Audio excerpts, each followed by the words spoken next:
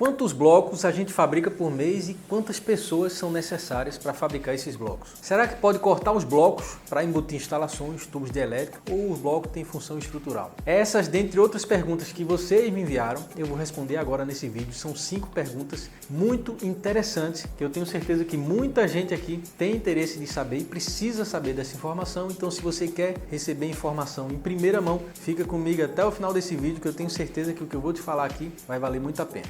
Vamos nessa?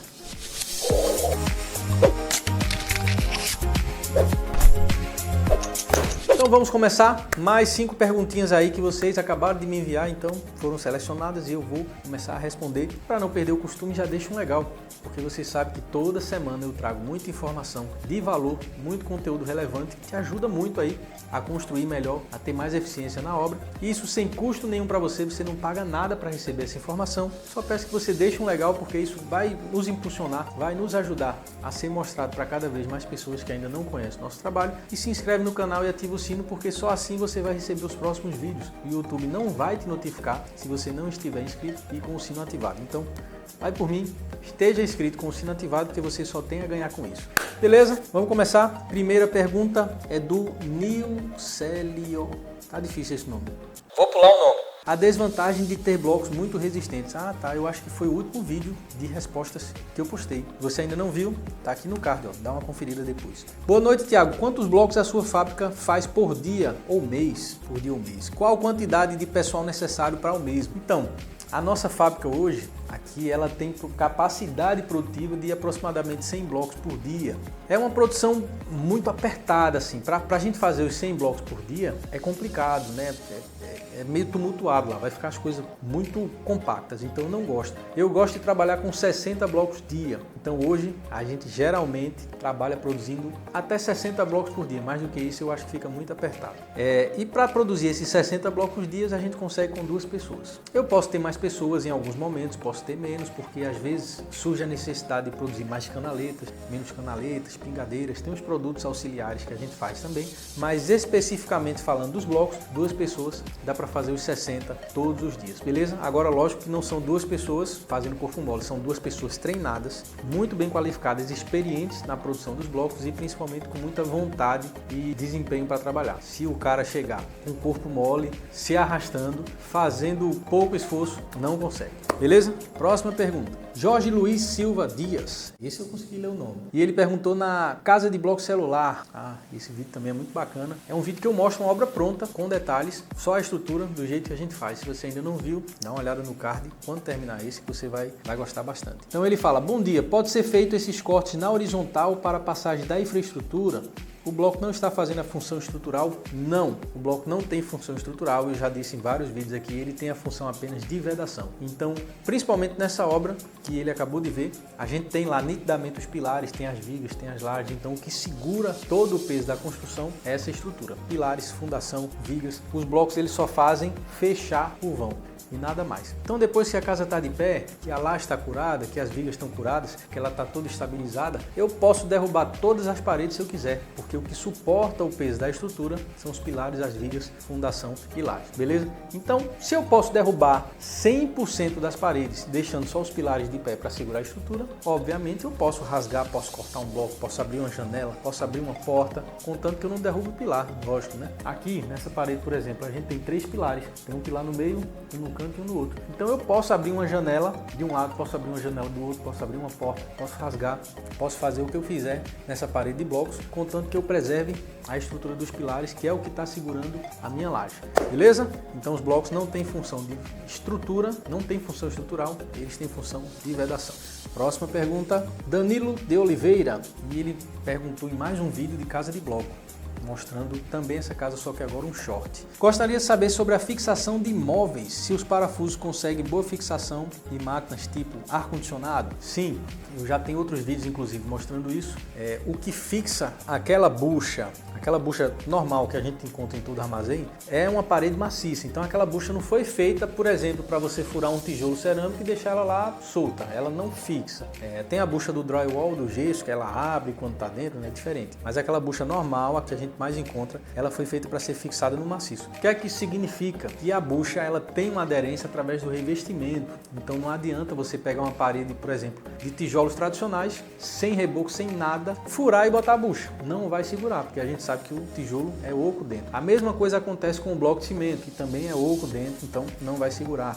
O que garante a aderência de buchas e parafusos é o revestimento. Então você precisa de uma boa camada de revestimento, pelo menos um chapisco e um reboco, porque é ali, naquela espessura de revestimento, que a bucha vai se dar a maior aderência. Beleza? Então se você, por exemplo, se você está na cozinha que você tem uma cerâmica, então se você tem cerâmica, o seu revestimento vai ter um chapisco, vai ter um embolso e vai ter a cerâmica. Então ele está para lá de 2,5 centímetros de espessura. O mínimo é isso, menos do que isso não dá para fazer. Então com 2,5 centímetros de espessura, a bucha vai ter uma aderência muito boa no revestimento. O bloco vai ser apenas um complemento. E aí sim, ela suporta grandes pesos, armários, cheio de comida, cheio de pratos, de porcelana, enfim.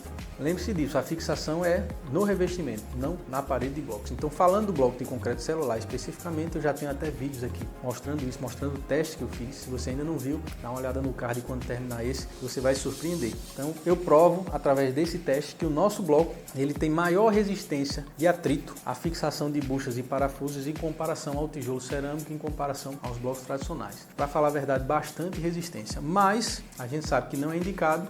E aí se eu digo a você que pode furar direto no bloco e pendurar o que você quiser. Pode ser que você coloque uma coisa muito pesada e que aquele tipo de bucha ou de parafuso menor ou maior não suporte aquele peso. Então é sempre indicado fixar em paredes que tem um bom revestimento, chapisco, reboco ou talvez uma cerâmica, porque aí sim você garante que a bucha vai ter aderência através do revestimento. Beleza? Então dá tranquilo para fixar, é só ter um bom revestimento. Próxima pergunta, Iveson Matos. E ele publicou num short também de construção barata, muito bacana. Bom demais, dá para construir sobrado, duplex, sem fazer radier ou só casa baixa mesmo? Então acho que ele está falando, aqui ele já falou, já afirmou que dá para construir uma casa térrea sem fazer radier. E ele está perguntando se dá para fazer isso num sobrado. Então isso tudo depende do peso da estrutura, depende da resistência do solo. Eu já disse em vários vídeos isso. Se você tem um sobrado, dependendo da estrutura que você tem, se você tem mais paredes, menos paredes, grande sobrecarga, equipamentos pesados, você vai ter uma estrutura com muito peso. Se o seu solo tiver baixa resistência, você vai precisar de uma fundação muito mais robusta, muito mais cara, talvez até um radier largo para apoiar toda essa estrutura nesse solo frágil. Já se o oposto acontecer, se você tem um solo bem resistente, com alta resistência e uma estrutura leve, talvez sem a laje de cima, com um telhado leve, paredes de bloco de concreto celular que são 60% mais leves, talvez você possa fazer uma fundação bem mais simples, porque o seu solo é muito resistente, então você não vai precisar de fundações largas, de grandes dimensões para distribuir a carga no solo, beleza? Então fica difícil afirmar dessa forma que você perguntou, se dá, se não dá. Tudo vai depender da resistência do seu solo, do peso da sua estrutura. Na teoria, dá para fazer sim. Agora, para isso funcionar, você precisa de uma estrutura leve apoiada num solo forte. Aí sim, dá para fazer a fundação com umas sapatas bem menores ou talvez até uma sapata corrida como eu fiz aqui no meu prédio. Esse prédio aqui onde eu estou gravando, ele tem 2 andares, tem 2 lajes, tem bastante peso. Todo de bloco de concreto celular, reduzindo o peso das paredes. E a fundação que eu tenho aqui é uma sapata corrida quadrada de todo o perímetro, arrodeando por baixo das paredes, né? E ela só tem 30 por 20 de altura.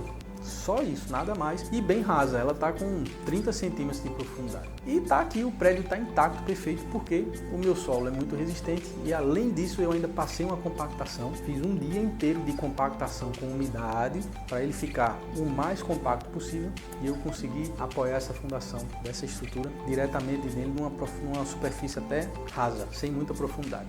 Beleza? Mas voltando, resumindo a resposta dessa pergunta, tudo vai depender da resistência do seu solo e do peso da sua estrutura. Então é sempre indicado contratar um engenheiro calculista para ele calcular, ver a resistência do seu solo e aí ele vai dizer se dá para você construir o sobrado sem precisar fazer radier ou qual tipo de fundação mais simples ou mais robusta que você vai precisar.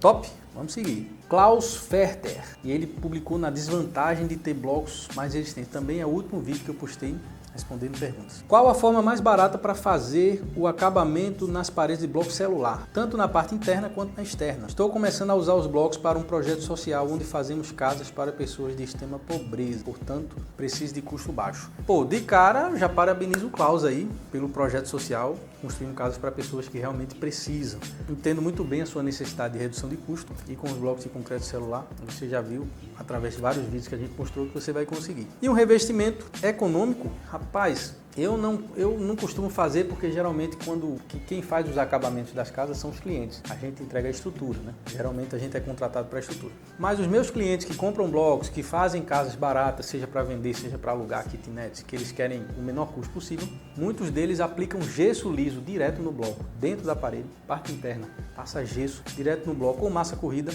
Tem lugar que o gesso é muito caro, o pessoal pode usar massa corrida. Tem lugar que a massa corrida é mais caro que o gesso, usa-se gesso. Então, não sei como é na sua região. Massa corrida ou gesso direto na parede, e aí você vai ficar com a parede branquinha desse jeito aqui, ninguém vai saber nem que você não tem reboco, então dá tranquilo para finalizar com esse acabamento. E na parte externa, talvez uma textura acrílica, que é uma textura que foi desenvolvida para a parte externa e que é mais resistente à umidade. Então você pode até aplicar uma textura acrílica e por cima uma tinta acrílica, e aí você vai ter dois revestimentos impermeabilizantes, beleza? Então dessa forma você elimina a necessidade de chapisco e de reboco e com certeza você vai conseguir economizar. Agora, lógico que depende do valor desses acabamentos aí na sua região. Aqui na minha região é barato fazer isso. É barato aplicar gesso liso direto na parede interna e textura acrílica direto na parede externa. Mas na sua região pode ser que esses materiais ou talvez a mão de obra para esses materiais sejam mais elevada e fique mais caro que o reboco. Então avalia se realmente é interessante essas sugestões.